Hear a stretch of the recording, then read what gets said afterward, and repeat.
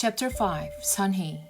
When we chose our new names, I pointed to the letter K. I went around whispering over and over, Keoko, Kaneyama, Keoko, Keoko. Kaneyama, Japanese family names were usually long. Kim, Korean ones were short. Keoko, Japanese first names could be long or short. Sunhee, Korean first names were almost always 2 syllables. I'd always liked the sound of Japanese first names. Tomo meant friend. I remembered learning that when I was little. It had pleased me so much that my best friend's name was Friend. His sisters were Sachiko and Hiroko. Girls' names often ended in ko, which means girl in Japanese. I liked how Abaji had hidden our real last name in the new one he'd chosen for us. And he'd done the same for my first name as well. Ko meant girl, but it could also mean the sun's rays. Rays of brightness, the same meaning as my real name. I could think about Kaneyama Keoko as a name, but not as my name. For the next few days, there was terrible confusion at school. We had to learn our classmates' Japanese names and call them by those names. Suddenly, the girl across the aisle from me was Megumi, not Myungjin. And the boy who sat behind me was Masato instead of Yeongwon. In school, when I spoke of my brother, I had to call him Nobuo. Our teacher tried to be patient with us. If we forgot and used our classmates' real names, she prompted us gently at first, but more sternly as time went on.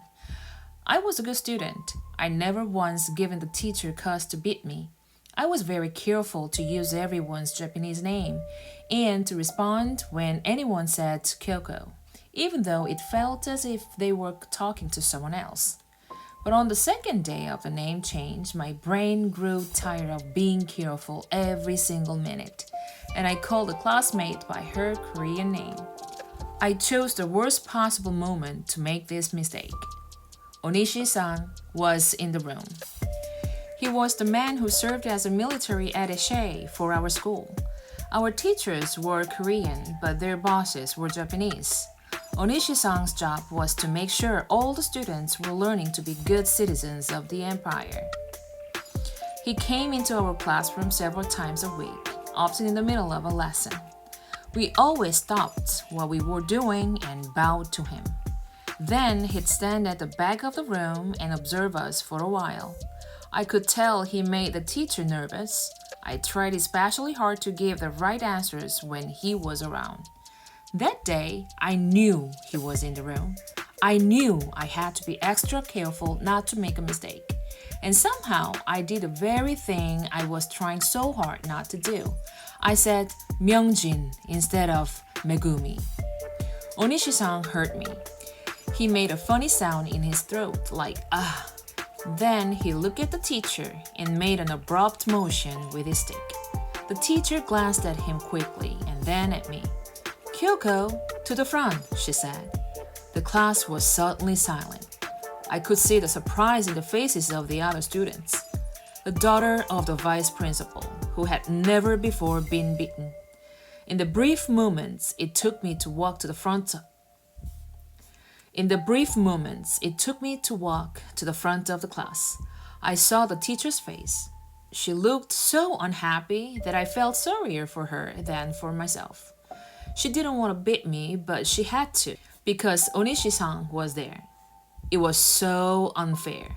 First, our names were taken away, and then we weren't given even a few days to learn everyone's new name. So, when the bamboo cane swished through the air, I was angry, not frightened. With each stinging whack, the word rang in my mind. Unfair, unfair, unfair, unfair, unfair. Best of all, I was too angry to cry. At home that night, Omani pressed her lips together when she saw the fierce red welts on my legs. She soothed them with a paste made of herbs, but the marks stayed there for several days. I was glad they didn't fade right away. Seeing and feeling the sore redness of those welts always made me a little angry all over again. I wanted to stay angry about losing my name. The changing of my name made even Tomo cross. When we played together after school during those early days of the name change, he kept catching himself. Keoko, he kept saying. Once, after correcting himself for what seemed like the 100th time, he stamped his foot in frustration. Keoko, Keoko, Keoko, he said, as if trying to pound the name into his brain. Keoko, Keoko, Keoko, Keoko. He was getting his tongue all twisted. I giggled. Kikiko, Kekoko, Kiaku, Kokoka. Now we were both laughing. Kakuko, Kieka. Tomo was laughing at the silly sounds. I was laughing for the same reason, but I was also secretly pleased to be treating my Japanese name with such disrespect. At last, our laughter faded and we caught our breath. Tomo glanced at me quickly, then looked away again. Maybe, when it's just the two of us alone, I could still call you Sunhee. What do you think? It wasn't often that Tomo asked for my opinion. I wanted to answer carefully, so I thought for a moment. Wouldn't that just make it harder? I said. You'd have to switch to my Japanese name when we're with other people. You might get mixed up and forget. I didn't say all that I was thinking, that as the son of the principal, Tomo always had to set an example. A mistake from him would be worse than a mistake from other students. He would lose a lot more face. I didn't have to say it because it was something Tomo lived with every day. You're right, he said. He flicked another glance at me. It's such a nuisance, isn't it? And I knew this was his way of saying he was sorry I had to change my name. It was our last year of school together. Elementary students all went to the same school, but in junior high, boys and girls went to separate schools. Not that Tomo and I saw each other much in school anyway. The Japanese students had their own classrooms. Tomo had told me that in bigger cities, the Japanese had their own schools, but our town was too small for that. I only saw Tomo at assembly times, which were in the morning, when the whole school met in the courtyard to recite the emperor's education policy. We also sang the Japanese national anthem and did exercises together. And once in a while, there were special assemblies. Even though I couldn't read Japanese when I first went to school, knowing how to speak, it made all the lessons much easier for me. At the start of my second year, I was made class leader because I was the best in my class at reading and writing. We had to learn 3 kinds of writing. 2 kinds used the Japanese alphabet, and there were 2 different alphabets. The third system, which most of my classmates found terribly difficult, was called Kanji. Kanji has no alphabet. Instead, each word is a separate picture character. Altogether, there were nearly 50,000 characters. Not even scholars who spend their whole lives studying kanji can learn them all. We had to learn about 2,000 basic characters to recognize them in reading and to write them ourselves. We had calligraphy lessons as part of studying kanji. I loved calligraphy the very first time I tried it. It seems that an unknown creature came to life in the brush as soon as I picked it up. A creature light as a dragonfly, smooth as a snake, quick as a rabbit. The combinations of kanji characters were like magic to me. For example, the character for love, you wrote the character for mother and combined it with one for child. When stroked with a brush rather than sketched out with a pencil, the word truly did look more loving. Every week, we learned new characters. Sometimes the connections were easy to understand. The character for life was formed by writing water plus tongue.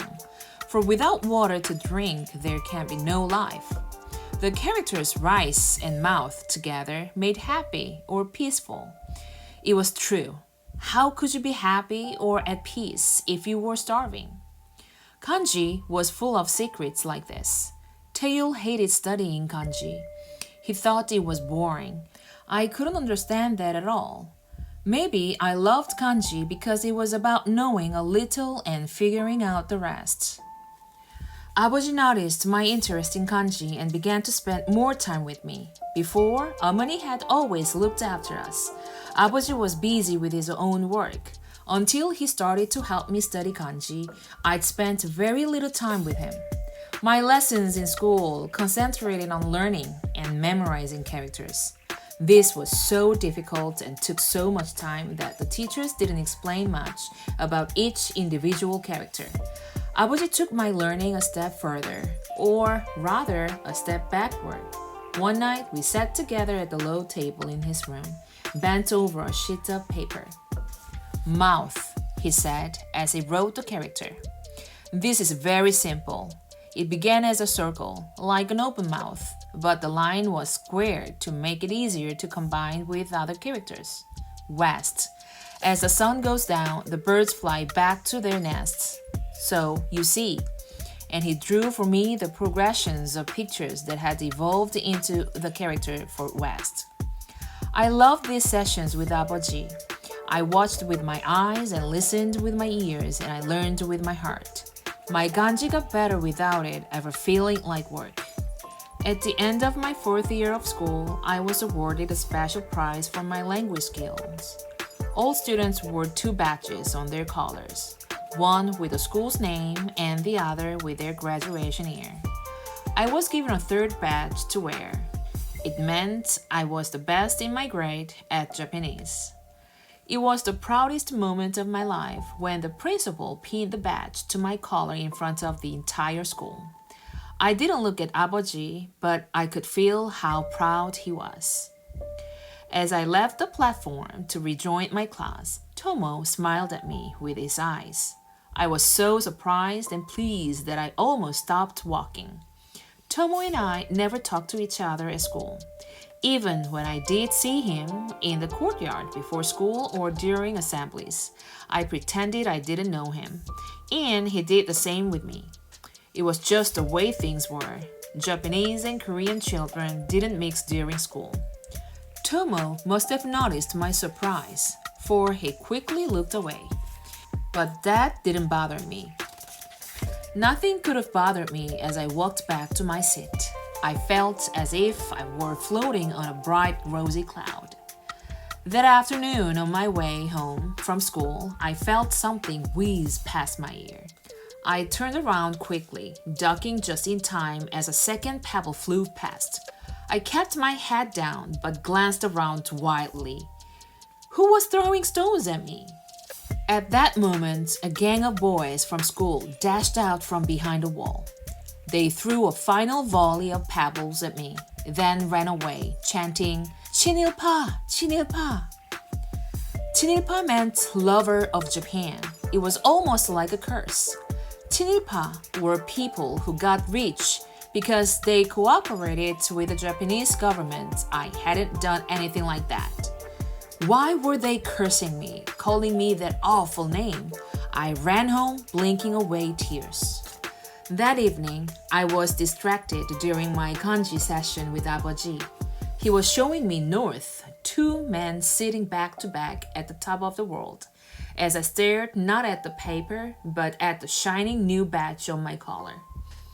The badge was the reason those boys had thrown stones and called me names. I was good at Japanese. They thought that made me Chinilpa. I wasn't a traitor, was I? Could you be a traitor without knowing it? Even to be called one was shameful. Maybe I could take the pin-off, but they'd all notice. My teachers, my principal, Abaji, everyone. Then I'd be in trouble at school as well. I try to make myself laugh inside my recalling uncle's favorite joke about the Chinilpa. They eat Korean rice, but their poop is Japanese. But not even this cheered me. Suddenly, Abaji put down the pencil and looked at me thoughtfully. You know, Sunny, kanji was not originally Japanese.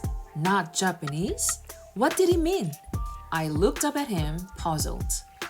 But Korea and Japan long ago borrowed the system of character writing from China.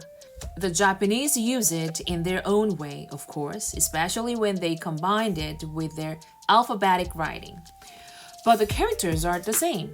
This, he picked up the pencil again and pointed to the page, is the character for north in Japanese and in Chinese, and in Korean as well.